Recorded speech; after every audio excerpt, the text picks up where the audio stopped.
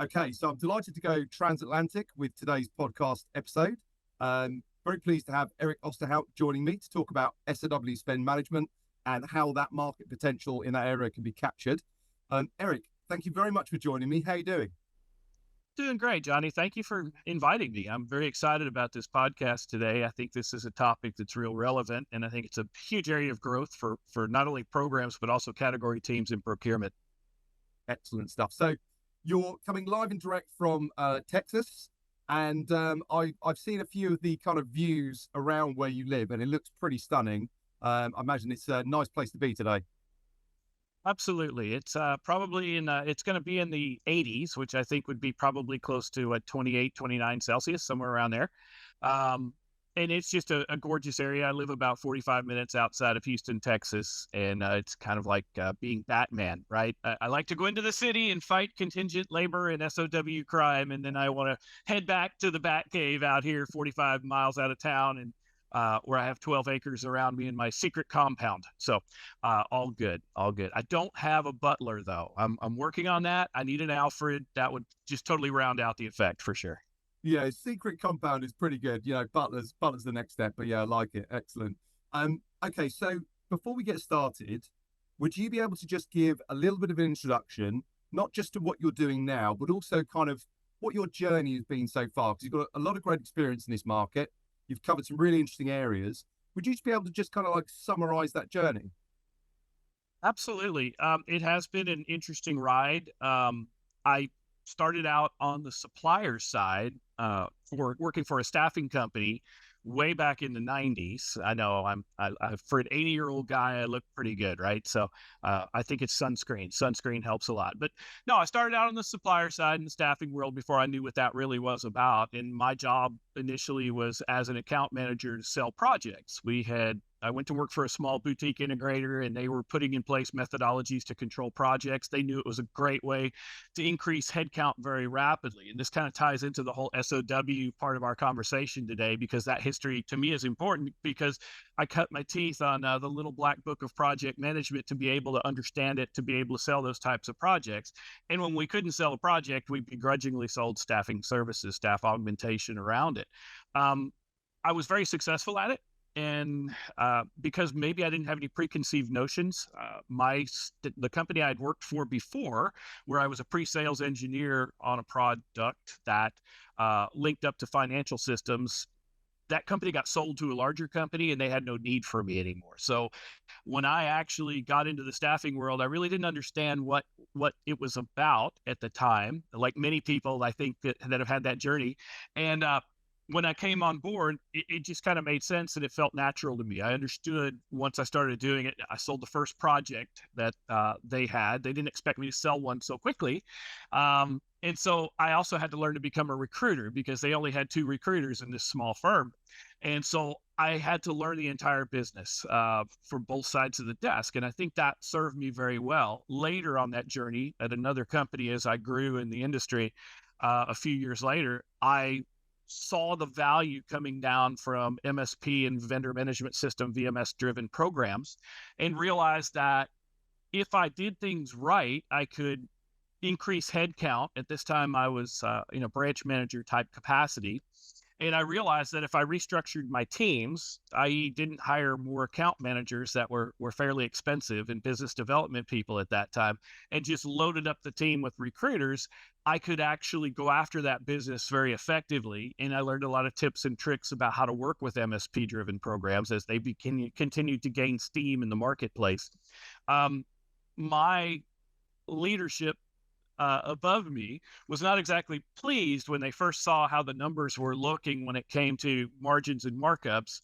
But when I asked them to pull my P&L statements and look at exactly how profitable my branch was, they had to begrudgingly admit that, I may have had something there. And of course, now, you go 10, 15, 20 years later, the market, that's where it's at, right?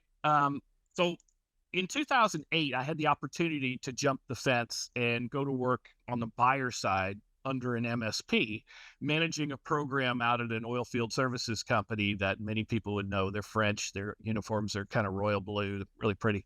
And I got a chance to take over a program for a major VMS player. That's really what spawned the other side of the table. In my stint there, I was able to do some pretty unique things in capturing the Wild West and getting that program under control from a contingent service delivery perspective, under IQ Navigator at the time, which is now Beeline. And one of the things that we deployed was early on, I realized the value thanks to one of our partner accounts over at Shell, where they had recently kicked off the statement of work module. And to me, it just made absolute sense because I could see how much misclassified spend was really going through the program where I was at. And also, NAM supply chain at the time had some unique requirements that they were interested in being able to do piecework and things that were truly fixed deliverables based engagements where it was fixed fee model. And that was a way that we could incorporate that into the program and also save the client some money and also increase our spend through our program. So that's where I kind of cut my teeth on the statement of work side of the house. And then from there, I went on. I have done everything from deploying programs, sourcing, selecting VMS and MSP type tools and programs, and then deploying those. And so that kind of made me a kind of a unique, cat in the house, because I've done everything from deploying systems, deploying programs. I've done integrations. I've also added on SOW modules and also direct sourcing and other advanced modalities into programs. And then the other thing that I've done in my career since 2008, when I jumped the fence, is also getting programs back on track. So if a program is dysfunctional, I'm really good at coming in and identifying where the problems are, working with the stakeholders and getting those back on track. And then also taking programs to the next level is another thing I do really well, back to advanced modalities like statement of work, direct sourcing, and other types of initiatives that are very strategic and important to an organization. So that's probably more than you wanted to know about my my lifetime history. But anyway, that's kind of where I'm at today. Today, I am currently a free agent at this time after 5.5 years in my last role, which I'm actually really excited about because it gives me the opportunity to do more things like these types of podcasts and also share the knowledge that I've accumulated over the last since 1996. We'll put it that way. How's that? That's brilliant. Perfect. And in terms of kind of likely plans moving forward, what's the kind of ideal scenario for you over the next kind of like 5 to 10 years? What's going to kind of really get your juices flowing and get you, perk that interest? For the next 5 years, we'll focus on that. I mean, 10 years from now, I'm hoping that I'll be sitting on my back patio overlooking the pool and the cows and drinking Mai Tais and just playing guitar. But for the next 5 years, I would say what really gets my juices flowing is, again, going back to where programs really need help. That seems to be the thing that I enjoy the most. I don't mind it. I mean, I don't mind. That sounds kind of cocky or arrogant. I'm good at deploying and getting programs into that Gen 1 phase to be able to kick them off and start building the policies, procedures, and processes behind that to make that happen, and also bringing in the tool sets. But I think where my heart really lies, and I've often had a dream about being able to create like a small superhero band of contingent workforce nerds like myself, and then parachuting into where these accounts need help the most, right? Back to my Batman thing, right? But really, I think that programs that need help, that are dysfunctional, that have they're just kind of struggling. I'm really good at getting in there, being able, if I'm brought in at the right level, being able to get in there and make things happen through a combination of education, because I think that's where most of your gains can be made. And I really kind of fall back on the fact that if you can get your arms around it, if you can get the data behind it to be able to demonstrate and build your business cases, that helps a lot, particularly with the business. And then you can start building change champions within the business as you win hearts and minds and expand. However, that said, it also does help to have a high enough level of sponsorship behind you, because you can't win everything with education. Occasionally, you do need, some sort of a executive level mandate to help. The question is, or at least the part where I'm really good at, is understanding how to sparingly use that, right? You don't want to overdo the stick. You always want to use carrot as much as possible. And then last case scenario, use your political capital wisely, they say, and then to use the stick when you have to. But, it's nice to know it's there. you want to have that respect when you're brought into the organization to fix things, that you have somebody that is, patting you on the shoulder and saying, hey, this is our person here. This is our person that can get this back in shape. And sometimes, or most times, that's usually enough. Just having that recognition and organization politically that you do have some sway behind you helps you get things accomplished. But for the most part, education is the way to go. So I think, to answer the question and not to belabor the point, I think what I'm really good at is fixing dysfunctional programs. And then secondly, going and taking those programs to the next level, how to make them cutting edge, how to really use advanced modalities to increase the adoption of the program through wins, and also to be able to drive and show value. I'm a firm believer that you need to show value every day in an organization, whether you're an employee or a consultant. And if you do that, it tends to lengthen your tenure considerably. I'd agree with you. And it's interesting you talk about programs that might at this point be dysfunctional, or needing to go to the next level. That's, in some ways, that's a fairly good description of the kind of SOW spend management market, in the sense that it kind of should be further on than it is. And we'll come on to kind of maybe why that is. But it's quite, I always find it quite interesting, because if you break it down into services procurement, organizations buy goods and materials, they also buy services. Nowadays, the balance has shifted from, the peak of manufacturing, when the ERP was the main kind of system of record that organizations were using across the board. There wasn't really any procurement technology. It was much more about goods and materials than it was about services. That balance has now shifted. And according to Kearney, it's like 50-50 spend on goods versus services across the world on average globally.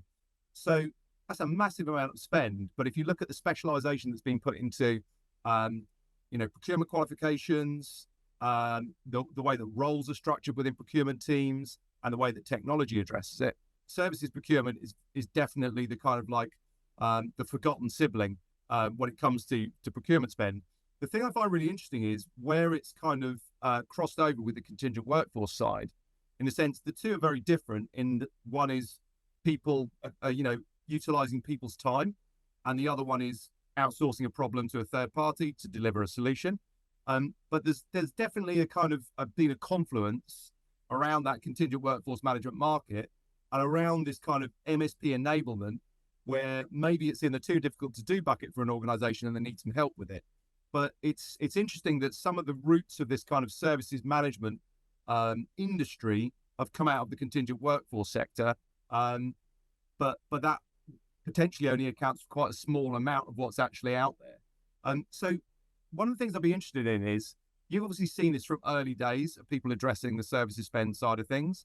How would you say you've seen the market evolved, and where do you see it right now in terms of where it is on the maturity curve, in terms of organizations adopting it and all the rest of the stuff that goes around it?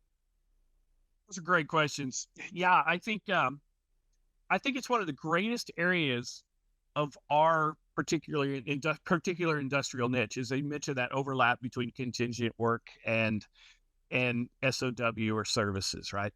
I think the biggest problem that there is out there is that there are a lot of misunderstandings. As you mentioned, there's a great amount of tools, and there's a great amount of certifications and trainings for these things, but one of the things you can't train out of people, or you can't administer a tool to limit or fix, is human nature, right? Yeah. And as contingent labor programs have gained traction and support from the C-level and above, because it is a large area of an organization's spend that they can capture savings off of if it's managed correctly, and also gain compliance, right? And limit risk to the organization.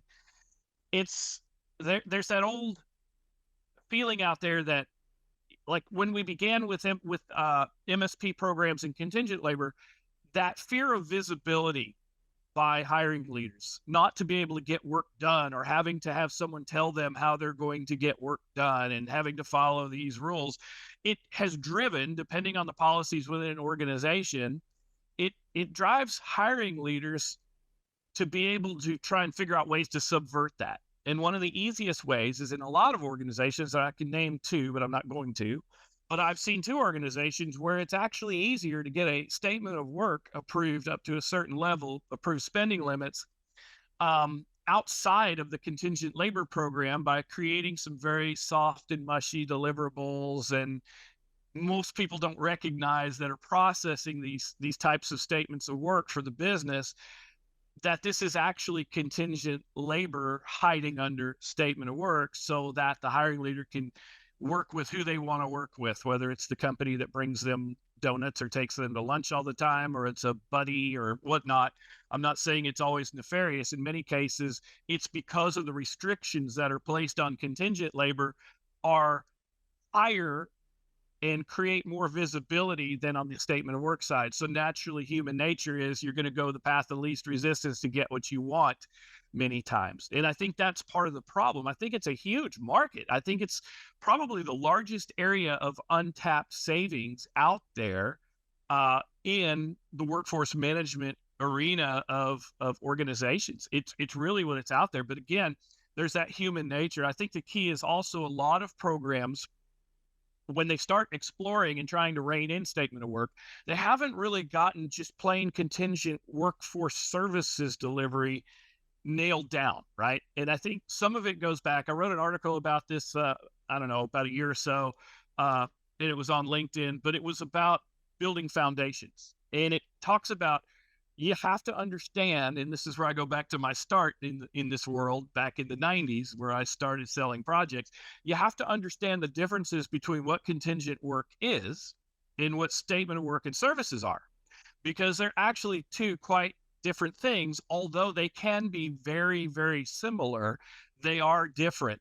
And what I mean by that is contingent work, obviously more task-based. Yes, you can arguably say that there are deliverables under that, but they're more task-based deliverables, right? The worker is at the control of whoever the client manager is for the most part, and there's no risk other than employment risk being absorbed by the company providing that worker. That's what contingent work is all about. On the services side of the house and statement of work, your deliverables can be fixed bid milestone, which is very easy to pick out, and those are definitely legitimate. Or in many cases, it's quote unquote time and expense, or time and material with no materials. It's just time and expense. In many cases, you'll see in organizations under the SOW side where you've got named resources doing work, and these people, there's no risk really being absorbed by that supplier. Take engineering, for example. Let's use that. That's a great example in my world. An engineer can be through a company on the contingent side of the house, and they're providing very, very expert analysis, expert advice to the client hiring leader, but they're not utilizing their professional credentials, like their professional engineering numbers and licenses, to go ahead and certify deliverables. They're not doing design work or permitting, utilizing their name and placing risk back on the company that provided them. Risk is the key. You can use that same engineer, even the same company, but if they're on the services or SOW side of the house and it's legit, they're going to be using their professional credentials to stamp things. They're going to be creating designs and using those credentials, signing off on permitting, binding the host company or the client company to those deliverables. And that places risk not only on them as a professional engineer, but also the company that provided them. So to me, those are the defining lines. And when you have true services or SOW, the agreements should be different to reflect that risk being absorbed. There's indemnity clauses and things like that that are more of a nature of warranty, guarantee, and performance, as opposed to on the contingent side of the house, same engineer giving advice, but at the end of the day, it is the client making the final go, no-go decisions and signing off on the deliverables. And therefore, that same company in that scenario on the contingent side of the house is only absorbing HR type risks or labor risks. And the agreements need to be different as well. A contingent labor agreement with an organization is going to be more labor-based, as opposed to on the services side of the house, it's going to be more of a goods and services type agreement. So it's fundamentally different, which also means that on the services side of the house, you're taking into account a lot of risk that you're pushing off onto the supplier. Whereas on the contingent labor side of the house, the only thing you're really getting indemnity about would be things that are labor related that that contingent staffing company absorbs. Those are the two fundamental differences. And if you don't nail down those definitions when you're trying to deploy a statement of work program, you're going to have problems constantly having to go back to the well to be able to make that happen. So I think this is one area that the adoption has been slow because it's more complex and there are many more nuances to be able to define that and be able to decide, all right, what is actually services / statement of work and what is actually contingent. If you can get those things nailed down as much in advance, that will help move your agenda. And the other thing too is having a governance process in place to be able to make that call that includes people in a senior level of executive management that does understand those differences.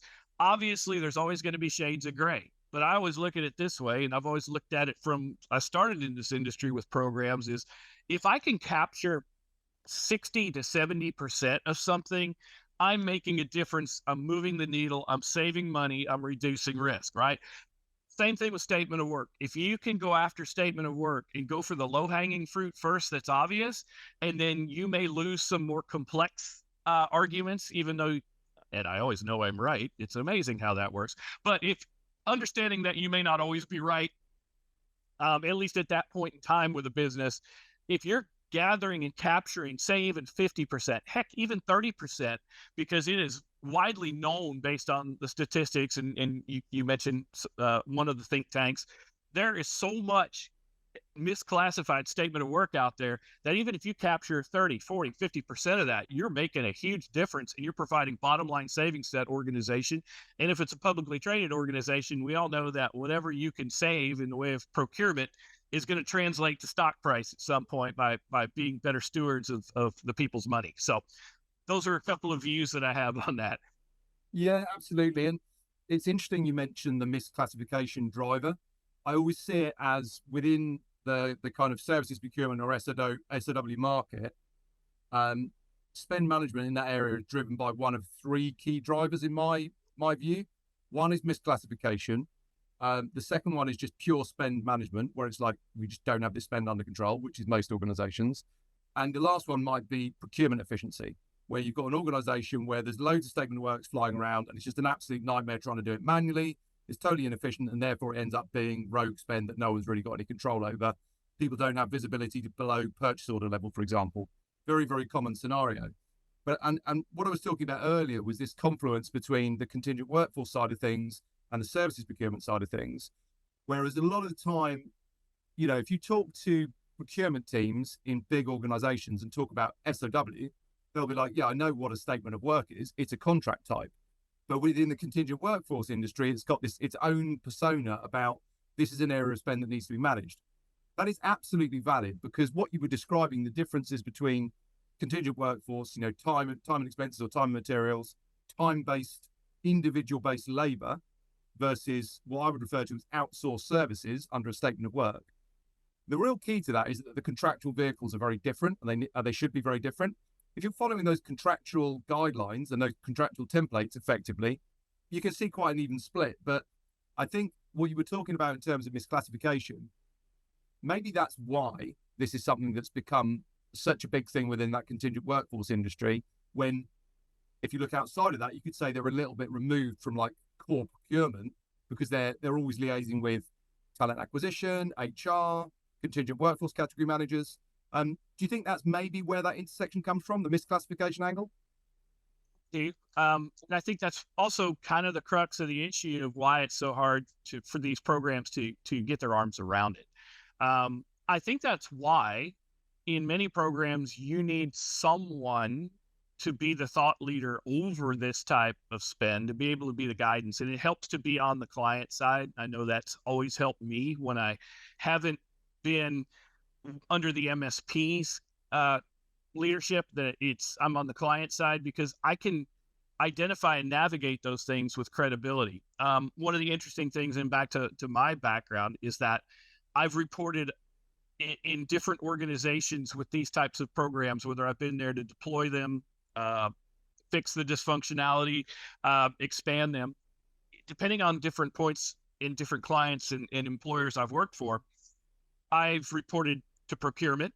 So, and that's probably the majority of the programs that I've been involved with. I've been brought in by procurement. I've also been brought in by HR. I've even been brought in by legal and ethics when there's been problem children or really dysfunctional programs.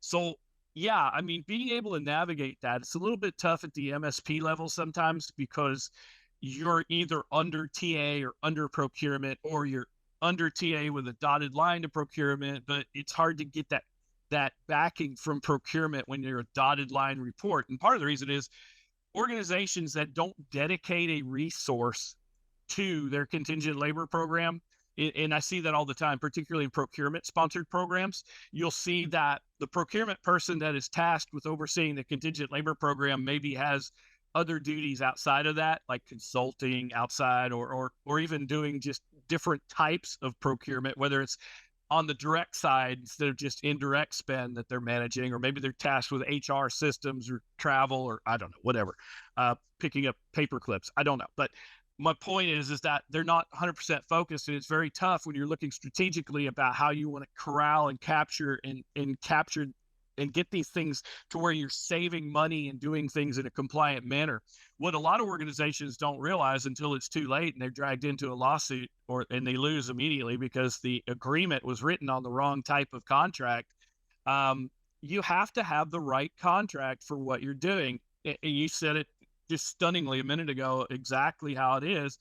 That is more of a goods and services contract on true services, and it's usually multiple people, blah, blah, blah. Exactly. There's a lot. But if you look at it functionally, and again, there's not 100% clear rule, even under the definitions that I've provided. It gets you there fairly close. But there's always those that fall on that gray area, and that's where the governance committee comes in and make the final call. And it comes down again to risk, which is why I encourage in the stakeholder governance process to have someone of a high enough level with enough knowledge, and maybe even create a committee to review those on a monthly basis to determine if they're truly appropriate or they go to the contingent labor program. Having that type of sponsorship and engagement and governance will also help your MSP be able to process this stuff more efficiently. And that's really what the name of the game is. That's why you have an MSP, is because you need those tactical arms and legs to accomplish things. So if you can make it cleaner for them and give them a path of escalation that makes sense, that has an actual defined group of people that can finally make the call, that even if it's the wrong call, but if that governance committee says, hey, look, we're willing to absorb the risk of not doing this the right way, we get it, we're just going to do it because, I don't know, in many cases, it could be the fact that there's so much money being generated by engaging that resource that way that they don't want to risk anything. And they're willing to say, okay, yeah, if we get taken to court and it's on the wrong agreement, we may be on the hook for this, but it's not going to come near what we're already bringing in through revenue. So those are things you have to think about. I don't know, it's kind of crazy. I tend to equate a lot of things to the teachings of Alcoholics Anonymous many times, right? You know, the wisdom to know the difference. It's the same thing with best practices. Not all best practices fit in every organization. You have to have the experience and the wisdom to know what fits what and what makes sense, right? The shades of gray. Again, we're dealing with people, whether it's on the contingent side or whether it's on the statement of work side. In a way, it's always a new day. But the key is you have to have a certain amount of guidelines in place and a certain amount of foundation to build on, to build your program, and then add SOW to it where it makes sense. If you've got all those pieces in place, it makes your success factor level higher, I believe. That's, my opinion anyway. Yeah, I think it's some great points you bring up there. And we kind of, you talked a bit about where the market is and why it is an immature market. I'm in complete agreement with you regarding the size of the opportunity. 20 trillion annual global spend, apparently. I think it was Allegis that put those figures together. You hear all sorts of different numbers. Some people say it's 6 times, in most organizations, it's 6 times the spend on contingent workforce. Other people will tell you that's 20 times the spend. It's a lot. That's all we need to know, really, isn't it? And it's there to be, it's there as a problem to be solved, which is brilliant and exciting for people like you and I working in this area. I think just looking at why it's immature and looking at what have been and what are the barriers to this area of spend being addressed effectively. One of the things you brought up was around kind of specialism and having a dedicated person within the organization focused on contingent workforce, for example, in procurement. And I I would put forward that maybe the same applies within MSPs, because if an MSP is used to talking to their contingent workforce contacts who could be, as you said, complicated dotted lines into procurement from HR, TA, all these different areas. It's the ability to talk the right language to procurement people that I think is critical. So there's kind of two parts to this question. One is, would you agree that MSPs need to invest in that kind of specialist expertise and knowledge in-house? And the second one is really a part of that is a real reflection on from your own journey. You're in quite a unique position having come from that project delivery background, also having worked on the MSP side and on the buyer side. So you've had to deal with those different stakeholders. How is that kind of your opinion on whether MSPs should be investing in that specialist expertise? How does that reflect on what you've seen in your own experience? I think it reflects very heavily what you're bringing up. I do believe that there needs to be specialization within the MSPs. Too often, and I'm speaking my opinion here, which some people may get, some people may not get, but I don't know, if you followed me long enough, you'll know that I'm going to call it like I see it. And, wherever the chips fall, I'll stand behind what I say. But I do think MSPs, when they approach it, I think they don't understand that their project teams that are on site, or their program teams, not project teams, their program teams on site that are managing contingent labor are probably maxed out at any given time just dealing with contingent labor. And I'm not so sure that there are exceptions out there. I don't want to generalize too much, but I'm not so sure that those folks on that team have the knowledge and the training provided by their company to be able to really understand the differences and nuances.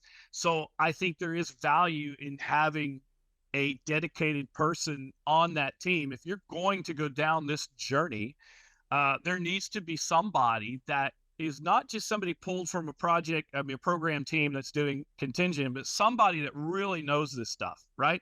And they don't have to be 100% of an expert, but they should be able to, within reason, particularly if the client side of the house has somebody like me that can build them a training curriculum that's pretty simple. I mean, I've built presentations for every company I've been engaged with at some point where I outline, all right, this is what suspected misclassified statement of work spend versus contingent spend looks like. And I even use examples like I talked about with the engineer in there to be able to help drive that home. So if an MSP is going to try to help a client wrangle this in, they need to have that expertise for sure. I think, again, the challenges come back to,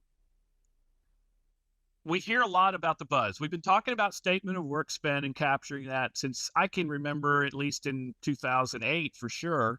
And it's still a big topic, but yet there's still that much out there that's not under control. That said, there are some organizations that have done a really good job at bringing that under control. In fact, I talked with one resource that presented at ProcureCon, and while I didn't agree with 100% of how he did it, one thing I will not disagree with is that he has the knowledge and the ability to do it, and he's making results happen, right? I respect him a lot, and we sat down and talked at ProcureCon for quite a while. But again, I think that the real barriers are that organizations, and it's not just the MSP's fault, but organizations don't have a fundamental knowledge of how to break that out in what they have. They don't have good tools in place, which is why I think that there are tools that are being developed daily to be able to help identify, to be able to scan contracts and pick suspects out. I think AI is going to be huge to help increase adoption, right? Think about this. A lot of organizations do have a centralized procurement system in place to be able to deploy POs and statement of work that the business reaches out and said, hey, I need this.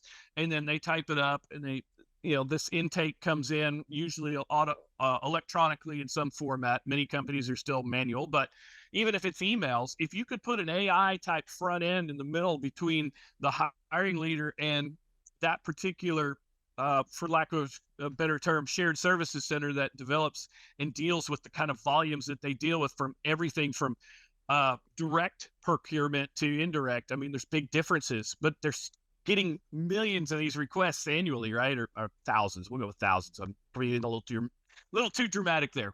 But if you could put an AI front end that would scan that and identify likely suspects, even if they are legit, but if it comes across as, hey, they're using named resources. Hey, there doesn't seem to be an element of risk here. Hey, they're doing this, they're doing that.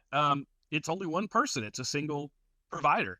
And be able to identify on the front end those particular suspect requests, and then you can investigate that further. That's where having someone on the MSP side that can actually understand the talk and the lingo and to be able to go back to procurement or whoever, or even if it's even their handlers in HR or talent acquisition saying, hey, we think this is suspect. And then again, that can then plug into the process of escalating those very suspect ones that can't be resolved at the MSP level, can go up to that governance committee to make the call. Again, I go back to visibility. That's what people really hate. It's been the same thing since we deployed contingent worker programs. Managers sometimes don't like the visibility. It also helps as a leader within the buyer side, which will also help the MSP, is again, I go back to definitions and I go back to being able to make sure that the business has the leadership backing or the stakeholder engagement to be able to say, yes, this is how this is going to operate.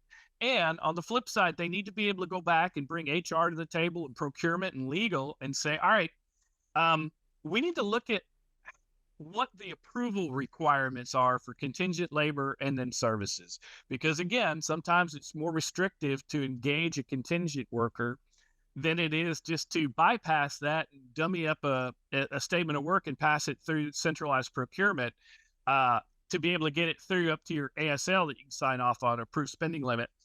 Sometimes that's the path of least resistance. But if you make it more attractive and easier to utilize the right process, and in this case, if it's not true SOW, running it through the contingent labor program and classifying it correctly, you're gonna have gains in compliance. You're gonna have savings gains, not just on the surface because you're not paying for risk, which we all know the difference between a resource, and they can be the same kind of resource, same type. If it's on the services side, you're paying anywhere from 30% or more because risk comes at a cost, that perceived risk that organization's absorbing that's providing that worker.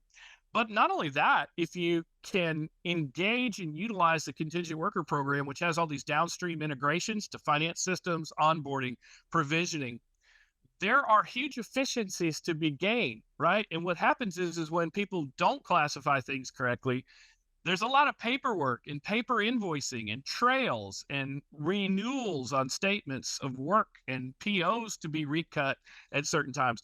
There's all that work that has to happen on that side to accommodate that not appropriate services worker, right? So you're gaining efficiencies, cost savings outside of rate structures, even just in process efficiencies by classifying work correctly. Does that make any sense? Yeah, that makes complete sense. And I think, looking at those barriers. So firstly, one thing I noted down there was you were talking about the need for having specialist expertise within MSP teams. In my experience, otherwise you have a credibility problem. And I feel like procurement teams in organizations they can sniff it out immediately. If someone's using the wrong terminology, using kind of like staffing or contingent workforce terminology, trying to talk to someone who's very dedicated to services, procurement people kind of recognize that straight away, and it makes them feel uncomfortable. And I understand why that is. I think a lot more MSPs are trying to go down the road of growing that expertise and building and hiring in that expertise. But another area that you mentioned was about ownership. And I think this is a really critical one because if you look at most organizations, the way that they do their procurement will be on a category-based strategy. So they're not going to have a mega category necessarily that's called services procurement. They're not, the question in my head is always, who owns the problem? And that could be, in my experience, because it's an immature market and procurement is quite a young function and it's not non-standardized across organizations, it could be a range of different people, functions or areas that actually own that problem. It could actually be someone in procurement excellence who's looking at it from a tech stack point of view saying, we've got all these things organized here. Our source to pay, process is great. Our contingent workforce stuff is great. The way we buy goods and materials is all brilliant. But what about all these statements of work? They can see the gap. Or it could be that it is a particular category manager or like a global category lead in consultancy or professional services or something like that, or IT services. Or it could be somebody maybe on the kind of like labor services side where their primary kind of entry point is around that misclassification angle. So the thing always comes into my head of who actually owns it. Do you think that's a barrier within organizations? I think those are huge points, and I think they are. Even in the last organization I was involved in, you can be dealing with different, like you said, different category team members. It can fall under indirect for HR services. It can fall under professional services. I mean, there's so many areas. And again, this is where I go back to, you can't blame the MSP for not being effective at this because they're not the buyer. They're not on the inside of the organization. And as you said, there's so many disparate titles and disparate areas that can do their own thing.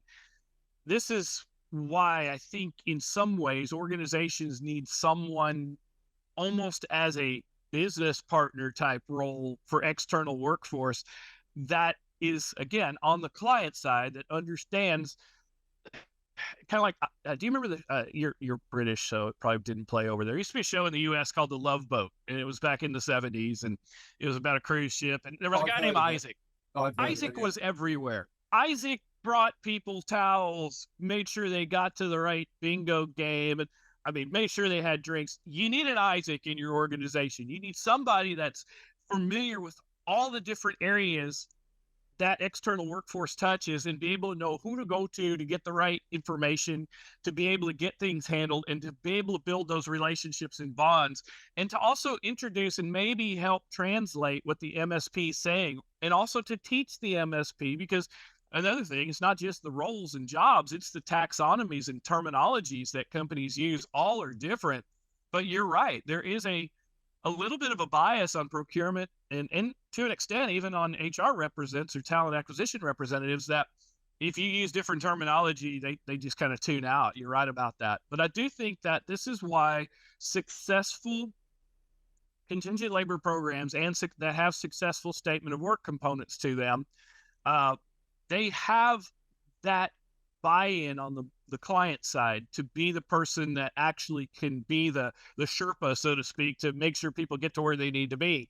And so I think that's huge. I absolutely think that is a hindrance. And if you can bring in the right people to be that person to manage those different questions that come up from the MSP, even prior, at some point you can train up the resources from the MSP to understand that, then they can be a little bit more left to their own devices. But to be that primary escalation point, that's huge towards the success. And I tie that back into organizational change management too.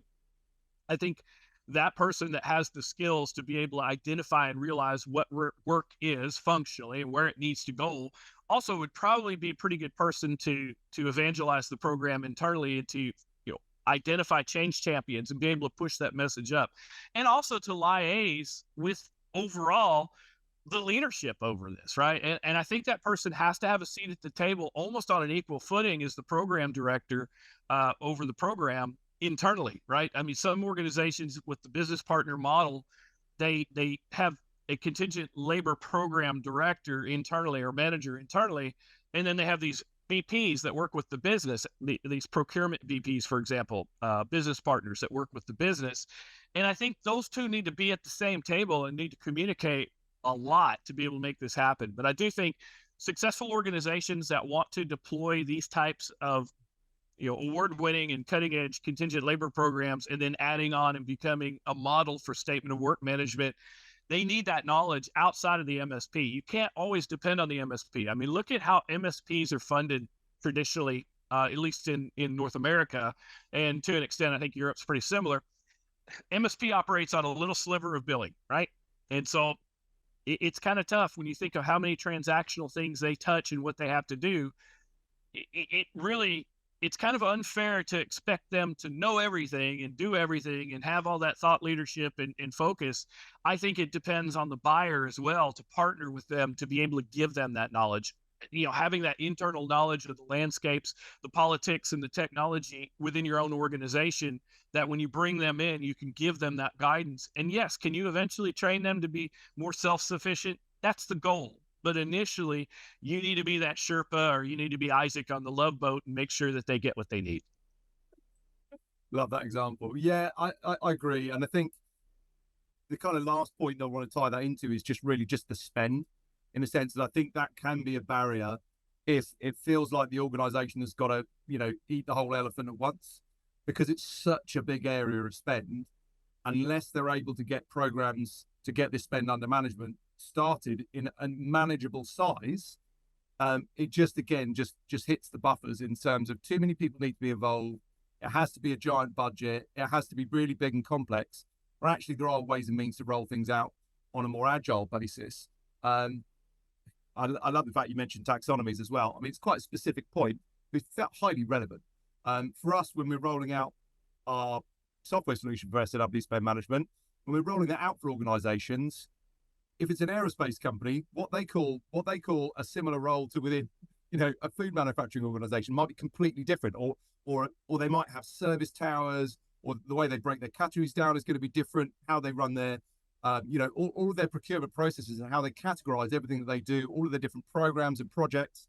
It's very individual, and that's where I think that agility is not a one size fits all problem and solution scenario that we're in at the moment. There's a lot of complexity to it, which is obviously another barrier. But I think there are ways and means that we're talking about here. There are approaches that mean, is a solvable problem? And that kind of leads me on to my next point, which is just looking at, you and I are talking about this from our own personal experience of working in this area. We know there are massive savings to be made. How do you think the market can become more aware of that? And obviously things like case studies and stuff like that. We've got some cool case studies coming out at the moment. I'm sure there were some great ones at ProcureCon. How do you think the market needs to be educated? Because you've got to reach the right people within these organizations as well. And when they're could be various different roles, that's quite a challenge, reaching the right people to get this message out.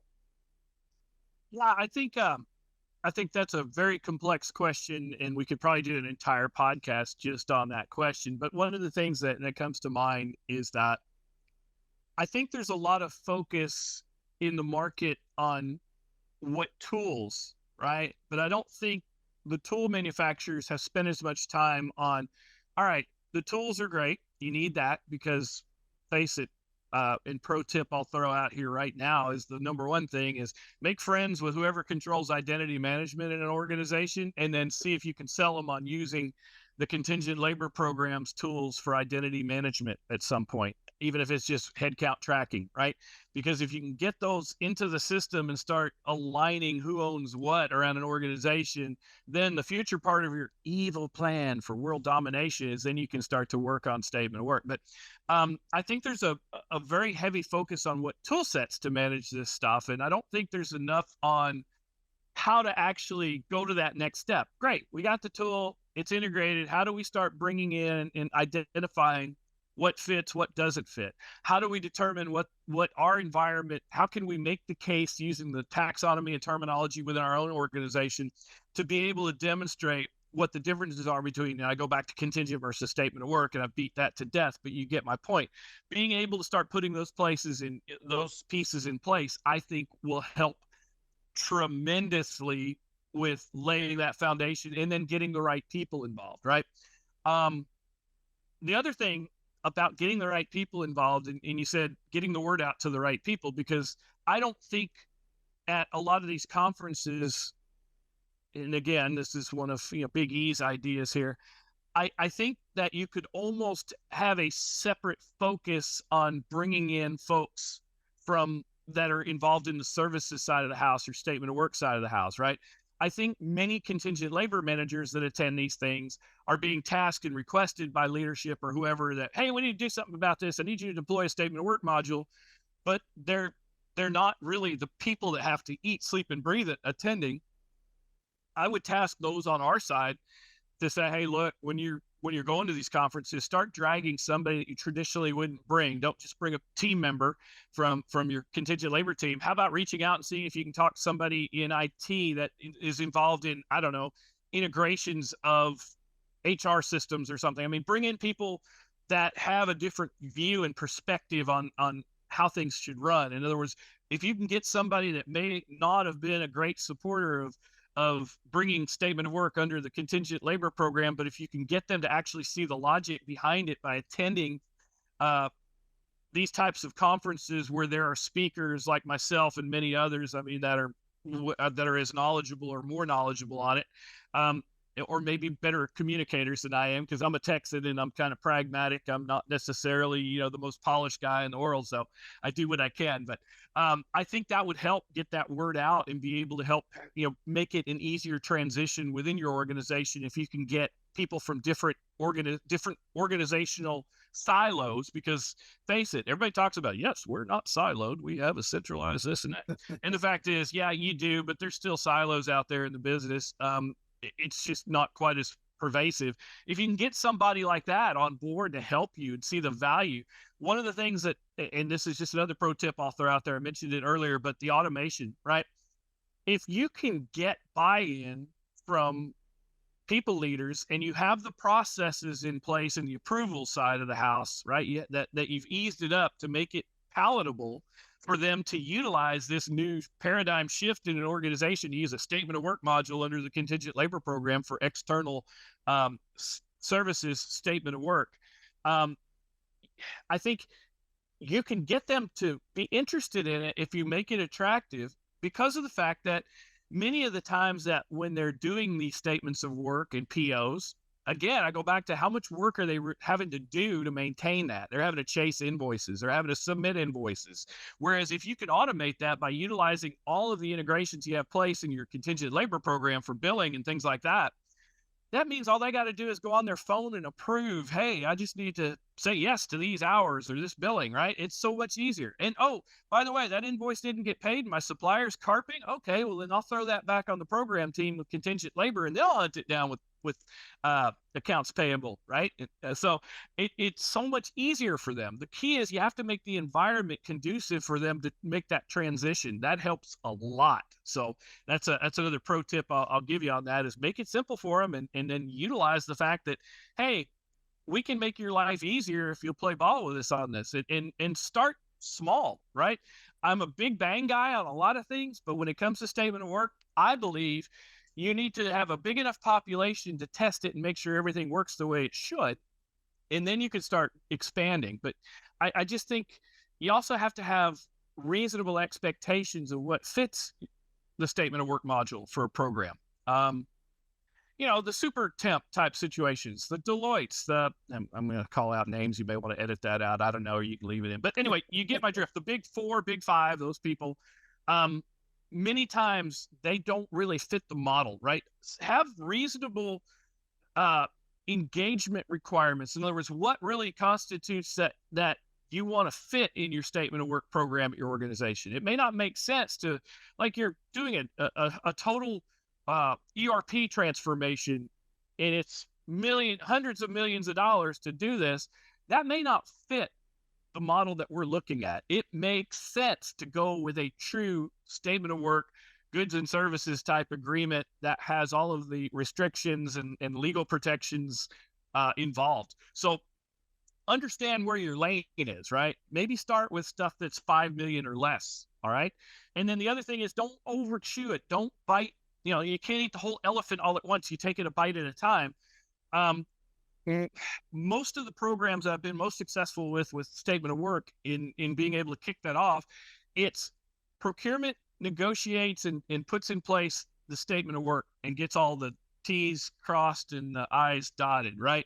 Then they hand that off to be integrated into the statement of work module. It doesn't necessarily have to be an all at once thing where you go, okay, the MSP is managing the statement of work module on our VMS and they're going to negotiate all the SOWs and blah, blah, blah, because they don't have the knowledge of how the organization operates, right? So it makes sense to do that and then hand it to them, signed and completed. They import it into the statement of work module and they move from there. Here's another gazillion-dollar tip I'm going to share for free right here on Johnny Dunning's show, is when you are putting in place the guidelines and the rails of implementing your SOW module and bringing in that spend that fits it and actually fits it. First of all, bring in the ones that may really be contingent labor at first. Okay, don't make that fight at the same time you're implementing the module. Right now, you're just trying to implement the module and give them efficiencies, right? That's the mindset. So don't try and beat them down on price. Don't try and negotiate. Just import them in. And here's the pro tip that I'm going to say that will make the difference in the long run. it's a long con game, right? You need to get your arms around it, start getting them into the module. When you bring them into the module, these workers that have been traditionally outside, but they want to move them into the statement of work module to gain those efficiencies. An area like, in our last organization, TIS, which is our Technical Infrastructure Services Group, had a lot of vendors that they felt like they could gain efficiencies and not have to chase paper for. So when we started bringing them in, make sure that you bring in their workers, because most of it's time and expense. Bring in their workers and use the same job titles that translate to what they're doing on the statement of work side. It may not be 100% exact, but we all know that they're all very similar. Use the job titles that match as close as possible that you already have in your contingent labor program. And the reason why I say that is because, as I said, bring in everything. Don't worry about sorting it out initially. Get your arms around it and get the process working and keeping them happy. Then what you can start doing is the change management and evangelization around that. Start taking reports of like what the market rates would be to replace those workers on the contingent side, i.e. not to exceed rate marking. Rate carding, so to speak. So if you have the job titles of the people you're bringing in and you have them matching to what's in the contingent labor program already, you can start building variance reports and go, hey, we suspect that this is misclassified statement of work. Yeah, we brought it in and it's functioning and all's great. People are getting paid, manager's happy. But do you know that for these equivalent resources through a contingent labor supplier, you would be paying X and such for this X and such widget guy or lady?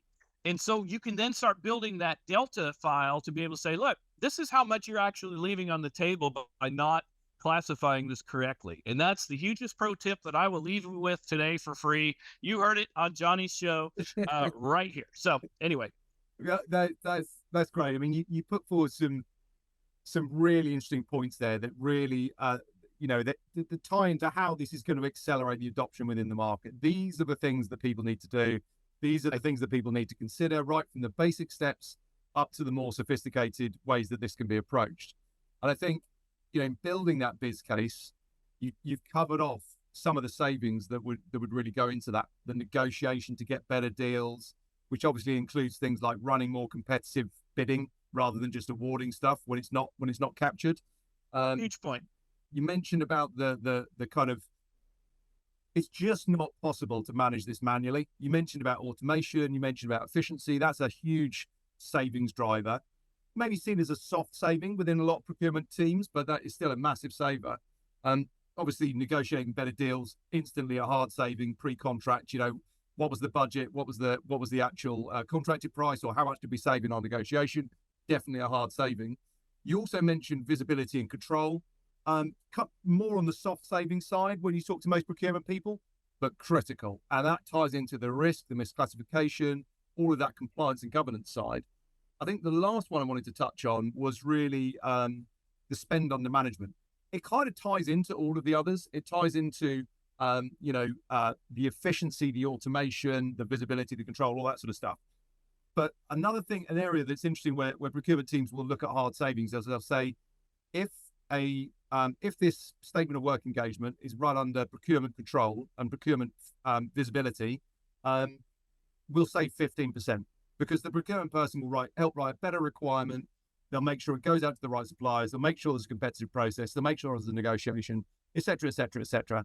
And we'll save, on average, 10%, 15%, whatever it might be. Increasing that spend under management is something we see massively within the customers that we deal with as a way that they measure the progress of the program.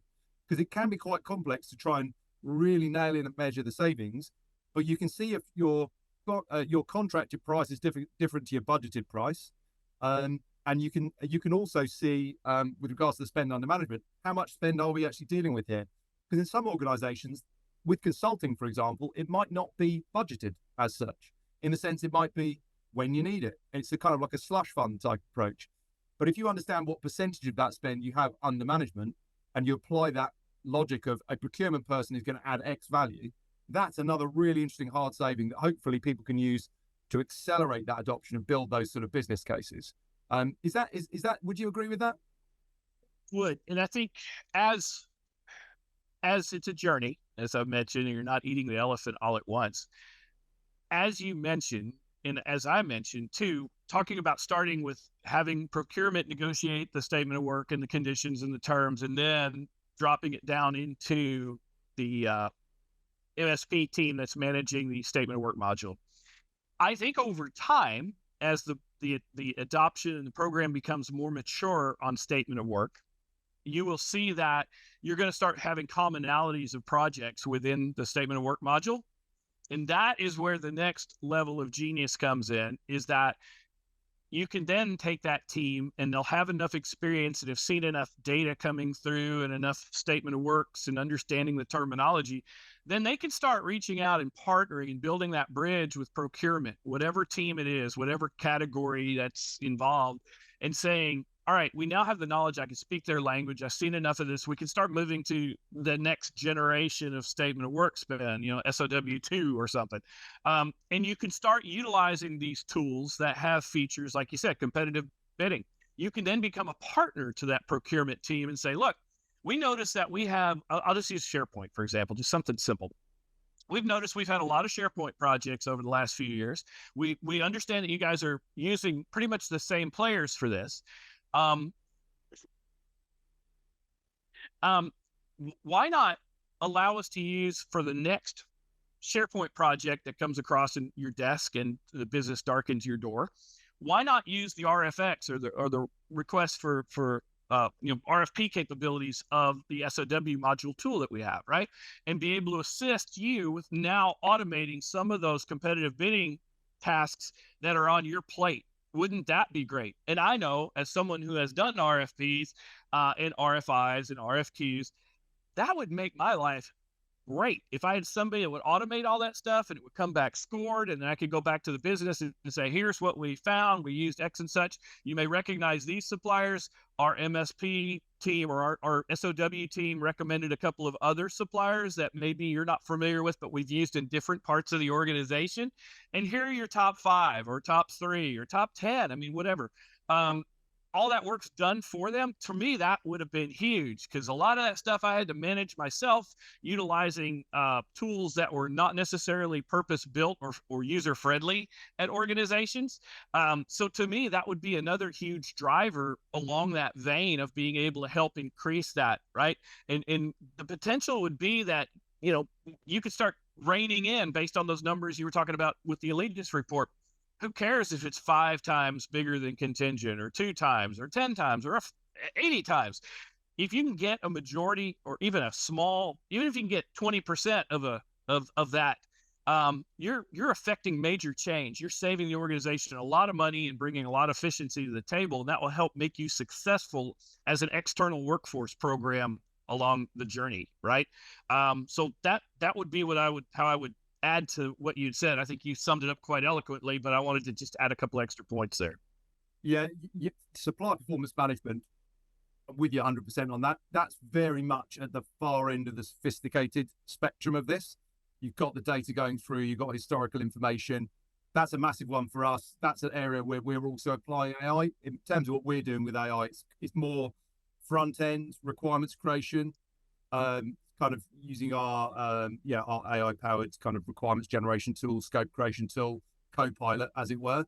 But the back end is a huge area of opportunity for AI as well. Just in terms of, it's more machine learning, really, just assessing the metrics, the quantitative, the qualitative elements of it, and just pulling all those signals together to give an overall score, because then you can actually assess suppliers across different projects and we all know every project's different. It's not like you can go, how much is a Java developer from this supplier versus that supplier? It's this project A is completely different to project B, but how do I know which of those suppliers is doing a better job? Were they on time? Were they to budget? Did they push the scope? All of these things, if you can measure that at a milestone or deliverable level, the milestone or deliverable could be a pure project deliverable, it could be a KPI, it could be a sprint in an agile process, it could be a block of consulting time, or whatever it might be. But if you measure it, then you get into all that kind of beautiful panacea that you're discussing there. And I totally agree with you with regards to the measurable change that can be affected, because it is such a big opportunity. I guess just to kind of wrap things up, my last question for you is, you're a guy with vision, you've been involved with this for a decent amount of time. what's the potential of this market in terms of looking at the potential of this versus other areas of the contingent workforce market, other areas of kind of procurement? Because it feels to me like we're moving more and more into a service-based economy anyway. But where do you see the potential of this in the kind of longer term? One thing I wanted to throw out that I think gets lost sometimes on the last statement before this question is that if you are truly utilizing statement of work and services in the approved, correct manner, based on the functionality, the tasks, and the contracting part of it, one thing that often gets overlooked is when you're dealing with contingent workers and contingent work, task-based employment risk. Go to that employment risk. What's the biggest thing on the contingent worker side? Your managers can't really give direct feedback about performance, right? I mean, they can rate the worker in a numbers fashion, or there's approved, dispositions when you're done with it. But on the goods and services side, because that is a different type of structure and you're dealing with a company, there is nothing that says that you can also track along with time to complete, were they on time, how many changes of scope or extensions did you have, blah, blah, blah. You can track all that data. You can also track what the hiring leader really felt about the success of the project, and they can be very candid, and you can track that and report on it. Whereas on the contingent labor side, you really can't do that. Now, if you're misclassifying contingent workers and putting it under SOW, yeah, this is where it becomes a legal morass sometimes, and it becomes very sticky as to what you can say and do, and what you're kind of limited, right? But if it's classified correctly, hey, all bets are off. Man, X and such company did a horrible job. They missed it. We don't ever want to use them again, blah, blah. You can put that and report on it. It's different as long as it's not, reputationally besmirching of that company within reason, but legal can help you define that. But all right, so where do I think the terms of potential are with this? Is that the question? Yeah. Where could this get to? I had argued this the last 4 years or so, that I think this is the biggest area of savings that contingent labor programs can get their arms around. Just even if they, again, catch a small percentage of that, do the low-hanging fruit and classify it correctly and be able to make the case to lower those rates, because why are you paying for risk you're not absorbing, that supplier's not absorbing? I mean, that to me is huge. And if you can make that case and demonstrate that to the business, they'll start to realize over time. And I think this is the area that could, as we said before, it can be 2 times, it can be 5 times, it can be 10 times, it can be 80 times what your contingent spend flowing through your organization is today. And I think that's probably the largest area of focus that, when it comes to a cost savings perspective, and I know everybody really dogs on procurement about everything's cost savings, beating up the suppliers, saving money. No, it's not always about beating up the suppliers to save money. It's about buying in the right channel. It's about buying in the correct manner. That's where you can affect savings. And your suppliers, other than begrudgingly over time, some of your services suppliers that aren't really services suppliers, they might get their nose out of joint a little bit over time. But the fact is, they really weren't buying in the correct channel or they weren't providing workers in the correct channel. So at some point they have to realize, yeah, we just got caught with our hand in the cookie jar, and we'll have to go back to contingent rates for these workers. And managers will realize that too. It's like, yeah, it was an easy way to get around the program, so I didn't have to get approval.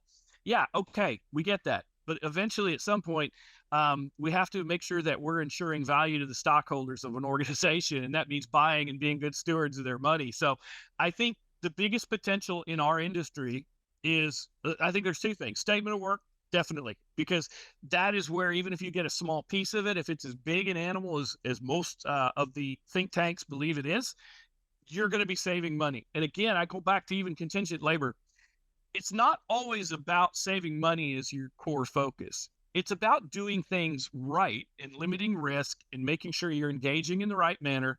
Because if you do all those things, and then with the automation and being able to classify those workers correctly, you're going to save money as a byproduct, right? It's about getting everything right, and the rest will follow. It's like, if you build it, they will come, borrow a line from Field of Dreams. But yeah, I mix a lot of metaphors. Sometimes it's TV, sometimes it's movies. But the fact is, if you do things right, the savings will come. And I think that's really what leadership is starting to wake up to and look at. Some organizations are more awake than others in regards to that. Others, it's going to be still a journey. But again, all of the things that you mentioned about having the right resources in place. You can't just depend on your MSP. They need to have somebody that's a business partner in a way, whether it's a procurement business partner or external workforce, global business partner, whatever you want to call it. But having someone that can navigate and translate between the MSP SOW team, because as you said, every company calls it different. Aerospace calls it inspectors one things, pipeline companies calls them something else. I mean, it's all different. So I think those things will slowly, if you can get the pieces in place, you can start removing those barriers. And I think it's probably the largest area of savings that organizations can capture over time. And it is a journey. It over time, it will grow if you do things right. And as you learn and build those partnerships within the business as well, that will help everybody to get that accomplished. So in reality, I think it's something that you have to plan for. And then you have to be realistic about what your expectations are for it. And then you have to have the right tools, Johnny. I mean, that's going to help as well, because if you don't have the ability to capture it, view it, see it, and know where it's at, it's very hard to actually make it successful. Yeah, absolutely. Well, listen, that's a brilliant way to wrap things up. Thank you so much for joining me. It's going to be exciting to see what the next chapter has for you. I think, clearly you and I being involved in this market, it's very exciting. We love it. We're passionate about it. I thought it was a great point you made earlier about kind of like when you look at some of the conferences and events and things like that, you think this kind of needs its own dedicated thing and the right group of people. But, it's an exciting time to be part of the industry, and it's brilliant to have you come and have this chat with me and get these ideas out there, because I think it's useful for people to understand how other people are seeing it, what you've seen and done already, the experience that you've gained through all the programs that you've worked on, because it is an evolving market and there's so much to play for. So yeah, listen, thank you so much for joining me. I really appreciate it. It's been a great chat. I've enjoyed it. I appreciate you having me on, and anytime you'd like to talk further, let me know. Brilliant. Thank you very much indeed. Thank you.